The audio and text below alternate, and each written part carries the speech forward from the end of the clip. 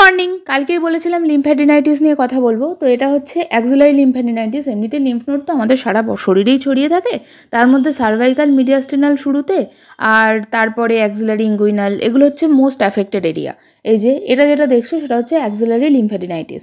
তো এটা হচ্ছে 31/5/2024 ছবি। এমনিতে 2.5 বছরের কেস এটা, কিন্তু উনি মানে সারা ভারতবর্ষে বিভিন্ন জায়গায় দেখিয়েছেন, সব জায়গাতেই বলেছে যে আপনাকে সারা জীবন ওষুধ খেয়ে যেতে হবে।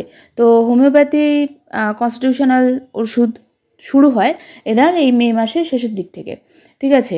তারপর আস্তে আস্তে এই কয়েক মাসে আর ওনার এত যন্ত্রণা ছিল যে উনি হাত নড়াতে পারতেন না। হাত নড়ানো সরানো তো দূরের কথা, আর দুদিকের অ্যাক্সিলাতেই অল্টারনেটিভ করে হতো আর কি, যেটা খুবই কষ্টকর, মানে কি আর বলি। তারপরে এখন মানে আমি গত পরশুর ছবি দিচ্ছি, এই যে দেখো পুরো ক্লিয়ার হয়ে গেছে, হুইচ ইজ সো ম্যাজিক্যাল। দেখেও ভাল লাগে। প্রচণ্ড ব্যথা ছিল বাবারে। বাই।